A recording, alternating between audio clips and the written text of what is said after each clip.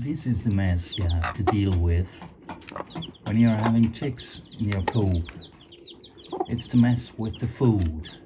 It's not only the young ones making a mess, it's actually mainly the mother when she's luring the chicks to her or to the food.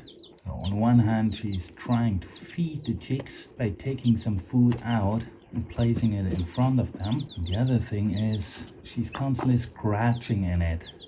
By that, she's spreading it all over the place. And spread chicken food, this will attract rats. Hey ho, Monk on the Hill here. I'm on my homestead in rural Bulgaria, and for over 8 years I'm having chickens, and lately I started breeding them out of my incubator, and I finally again have breeds that are constantly getting broody, at least at the moment in late spring. I'm telling you everything I'm learning and knowing about chickens and everything else that I experience here on my homestead in Bulgaria. On my channel page you'll find multiple ways how you can support me. It's very appreciated. Of course, with my last batch of chicks that I had in here, I was aware about the food issue and the spreading and the mess. First off, the food in here will attract rats. That's why I built this cage where definitely no rats can come in, has a lid. And finally, I also put wire mesh all around the floor. And because of the mess, I put in this plastic flooring with a bit of a rim. But the mess that the last mother made was just too big. She was constantly scratching it.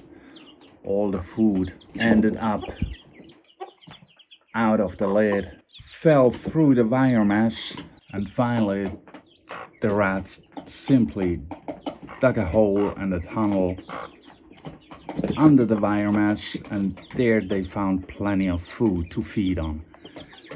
They simply kept on coming back, and I couldn't stop that. So what I've done now, you see there the rim of cardboard, and it's a big cardboard that I placed in the whole area of the whole cage.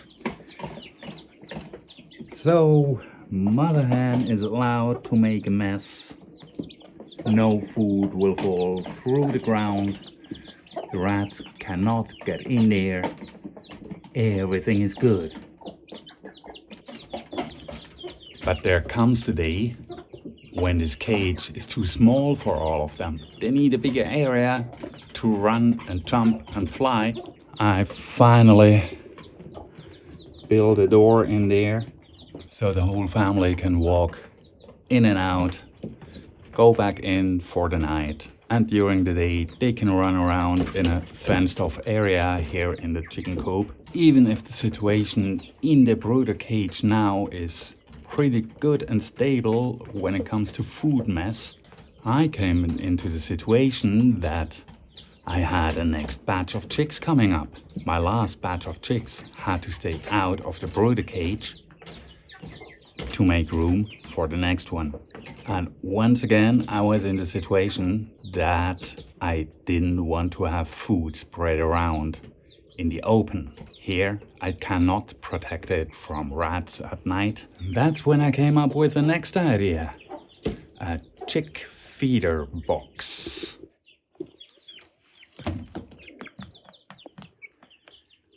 These are the chicks from my last batch. And her grandma, the chicks were out of the incubator, and this nice old lady, she adopted all of them after 2 weeks. She's still doing a great job. And the feeder box, of course, this rim is high enough that definitely no food will fall out. It depends how well it works on the size of the chicks. So when they are smaller, they definitely need an additional step to get in, and also one to get back out. I had another piece of wood in there, and especially if you start the system, what you need as well is this. The good thing about this box as well is that other chickens, other adult chickens, they can't reach all the way down to the food. So the food is usually also safe from adult chickens. In here I have chick food, but especially in the beginning, when the chicks are smaller, they have no idea what's in there. They can't reach it, they don't know it. They need their mother hen to show them. That's what this container is for. It's just out of wire. I made a little something to hook it in, a small log to support it.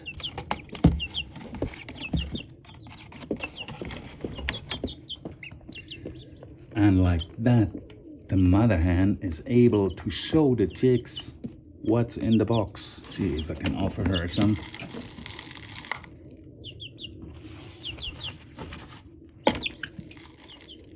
So there she's able to reach it easily. Also an important fact is she is not able to reach the food with her feet. It means she can't scratch it around, can't make a mess. It'll all stay in the box. Did I say all? Not exactly, because especially in the beginning, as I mentioned before, mama hens tend to feed their chicks by taking some food and putting it right in front of them. That means some tiny bits and pieces she'll take out of the container, take it out of the box and place it in front of the chicks. But that's only really tiny amounts. And sometimes at night with my camera I actually seen one rat going exactly in this corner to find these little tiny bits. But other than that, all the food is safe. The chicks are getting to it. I can really recommend such a system. And at night, or if a chicken that's not supposed to eat here, eating to protect it from the rats, I'll just put a lid on and it's all safe.